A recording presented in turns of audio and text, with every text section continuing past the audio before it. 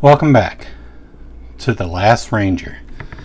I thought I should probably cover why I started this channel. For the new members or somebody that happens by my site. The reason I started this channel is to work on my speech. It's I view it as a speech therapy because I had a stroke in 2019. I'm 55, but I had the stroke when I was 54. and I've been working.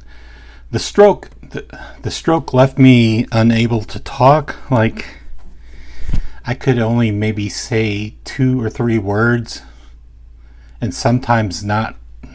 I could only speak 1 word in like a whole 2 minutes. Initially, I was driving into work and I had a stroke, but I didn't know it. I was driving into work and I felt like weird. I'm like, I can't talk. I literally can't talk. I tried to talk and I just couldn't talk. It's so strange, but I just couldn't talk. So I went upstairs, sat at my desk and in my office, and luckily my boss walked in about like 20 minutes later, and she asked me a question, and I was still able to write, but later I wasn't able to write or read. And I just said, I can't talk. I said, can't talk. Call ex-wife. And but she didn't. She called my ex-wife just to let her know she thought I was having a stroke. But she called the ambulance. The ambulance took me away, and they injected some kind of drug. They say if they get it within 2 hours, there will be no damage or very little damage to the brain. But they scanned my brain, and apparently the speech center was just like I saw it, and it was a cloud of white. So I went to speech therapy, and after about 3 months, they said, yeah, you're talking very good now. I mean, you recognize all those pictures and you could tell stories. I could talk. I mean, I'm very hesitant. You can probably, maybe you can tell now. I know all the words in my head, but I can't get them out quickly. So my reviews and stuff tend to be long because I just can't talk very fast. So I just started this YouTube channel to work on my speech therapy and all the things that come with it, like reading and writing too. Like if a person responds I really want to work on my responses through email or like a comment through text. So that's my story. That's why I started this channel. As for my interest is knives, and my interest is guns, because I used to be in the Marines. But I mean, I was interested in guns before the Marines. So but I didn't collect knives all that often. The newest knife, I think the newest knife I had was this one, the Kershaw Knockout, and you could probably see it's a little beat up. I carried this knife a lot, and I've broken this knife and fixed it too. But I really like the Kershaw Knockout, and I have like I think 6 or 7 knockouts in various colors and various blade colors. But I have an L-Max steel blade That's my best knockout, and I carry that every day, even though since I've become a collector again, I've started carrying other knives, but I still throw the LMAX knockout in my bag. So, because I really like that. This is the only assisted knife I really like. I think it's the best Kershaw knife. I mean, it's one of the best Kershaw knives out there, in my opinion. So that's the kind of knife I carried. That's the newest knife, and I don't know how old this is. It's pretty old. I mean, that's how often I bought knives. So during the pandemic, I was working from home, and I was watching a lot of YouTube videos, and I started watching other YouTube videos, reviewers, and I just started getting into knives again. But before I go on, I'll show you what I carried when I carried in high school, like probably since 8th grade. I think it's Kershaw 1050. I don't know if it has a name, but this is what I carried in high school. And I carried it in a sheath, a leather sheath. The leather sheath eventually fell apart. So it's not currently in a sheath. I just keep it in a knife bag. So, and I don't carry it anymore. I have to constantly clean this brass. I use Brasso it's dull again, patina, but I always used to clean it. This knife, it got me into a lot of trouble in high school because I pulled it one too many times, and I even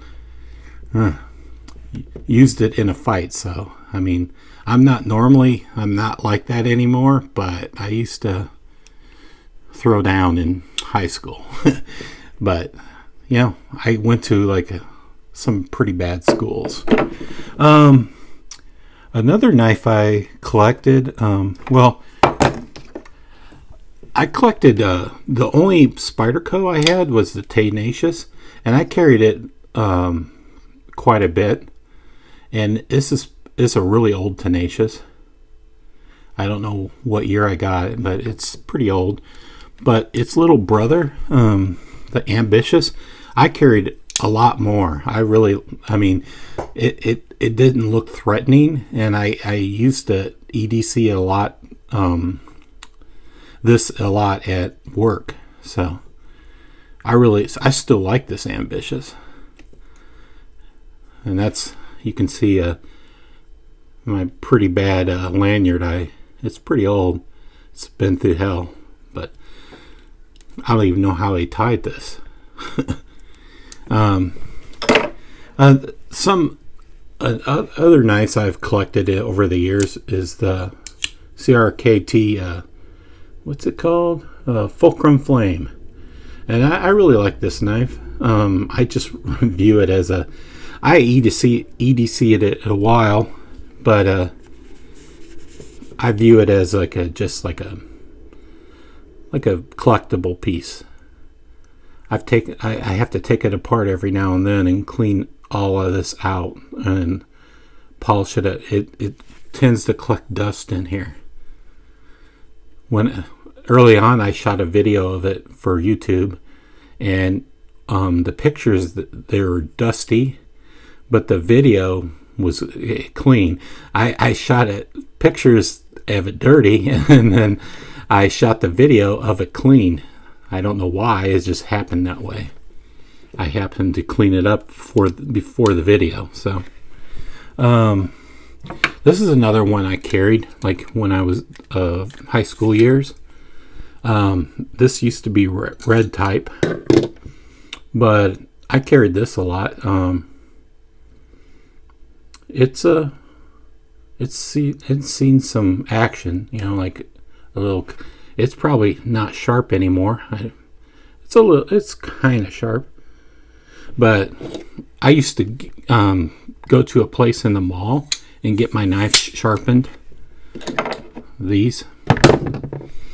And then another knife come along in my early years, in my 20s. 20s or 30s, I don't know. I don't know how this knife is, but I carried this a lot because I really like this. I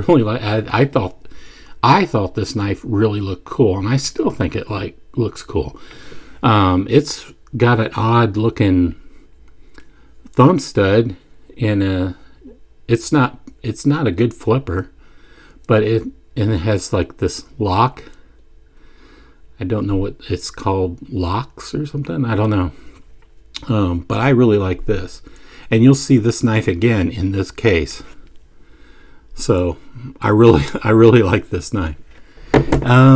So when I started collecting again, this is the first knife I started in whenever the pandemic was, like April maybe. I started collecting again in April. And this is the first knife I bought, the new knife I bought, and it's a 2020.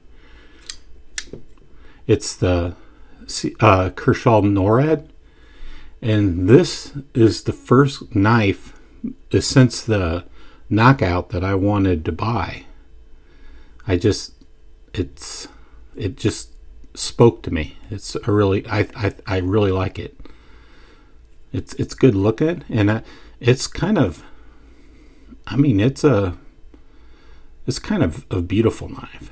I have this knife that started me collecting again, so I just felt like taking care of it. So I normally beat up my knives, but I just wanted to take care of it because it started me collecting again. And the next knife I bought, I'm like, oh, I should revisit CRKT. So this next knife I bought, it's a 2020 knife too, is the CRKT Apoc. And so that's the first CRKT knife I bought probably since the Fulcrum Flame, or maybe the Ryan. I don't know which, but so this has get me collecting CRKT again. I have some newer CRKTs, but this is the first knife I bought that started me collecting again. And then next, I bought this knife for some reason. I bought the James Carter, and before the other knives I don't know how, I was watching a Blade HQ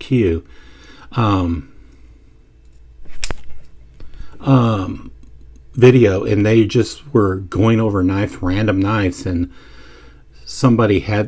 one of the guys mentioned liking James brand, and I don't even think he showed it, but he liked the James brand Carter, and so I looked it up, and I really liked it too. So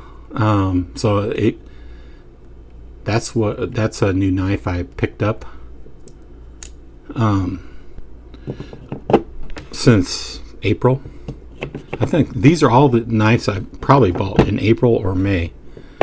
And then I picked up that's what I thought, 308, it's the ZT 308, and I've never had a ZT tolerance knife or zero tolerance knife, so I just really wanted my first zero tolerance, and I picked this knife because it was like zero tolerance introducing itself again, like making it's kind of a 300. Before, I wouldn't have never spent $300 on a knife. I'm a real cheapo, but I've since been spending kind of around $300 is my max. I viewed knives as a user, or something to use and something to abuse, so I wouldn't have I wouldn't have spent more like than $100 on the knife, maybe $150. But this is a $300 knife, and I've not used it at all. I have not carried it. I have not cut anything with it. I view it as like a knife that got me into collecting again. So I've just not used it, and I'll eventually use it. But and then I heard about some called Drop, and this is the first knife I bought on Drop. This knife, I ordered it, and some other knives came before it, but this was the first knife I ordered on Drop. And so the only thing I didn't like about this knife, and it's not the same. I don't have the same feeling anymore. When it initially, these scales were much cooler. Like they were darker and they were more brown in the pictures.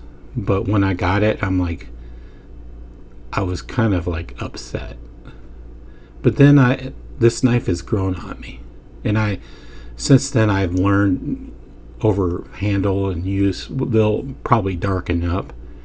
But initially I thought they were lying to me on pictures. But so I really like this knife.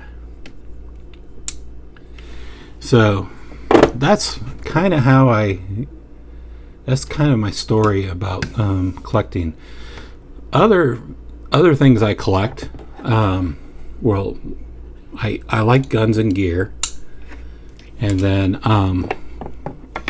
I like action figures. I like 1/6 scale action figures, and you've probably seen some of those videos on my website or my YouTube channel. And I like sci-fi, and I like my cats. I have 2 cats, and I love my cats. So sometimes my videos are probably not going to be knives. There will probably be guns, gear, maybe some action figures thrown in there, maybe 1 or 2 of my cat videos, maybe some outdoor interests that I liked. But primarily I'm going to try to make this channel about knives and gear and guns. And so I'm going to show you like one of the guns I really like. I really like. I use it for target practice all the time, and I've done a lot of work internally to make this. So this is a Ruger 2245 light, and this is the Model 3. So it's before they decided like to make opening up and cleaning it easier. But I did not modifications to just bypass that. So you can see I really like this knife, and I've cut out a space and it's especially fitted it for this. And here's some ammo, two boxes of ammo. Sometimes I use this, and this is a adapter so you can screw on oil filters, a makeshift oil filter for a silencer. And this is I can't think of, it's Majestic Arms, I think. Majestic Arms. They made I bought a couple of their magazines, because but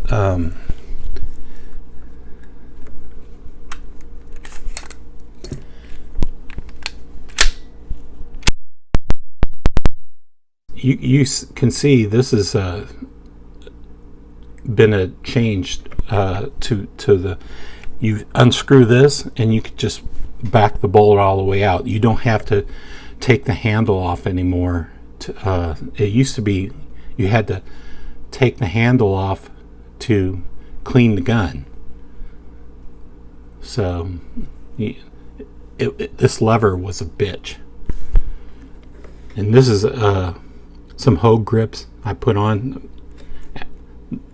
I've gone through a series of grips. I'm not going to go over this video in this video, but I've changed a lot of internal parts on this gun, and this is just over the of this gun. I'll have the went over all of the. I'll taken some notes and went over. I'll go over everything. See, I'm still not better. I still have to work on my speech, and so primarily, I just wanted to say why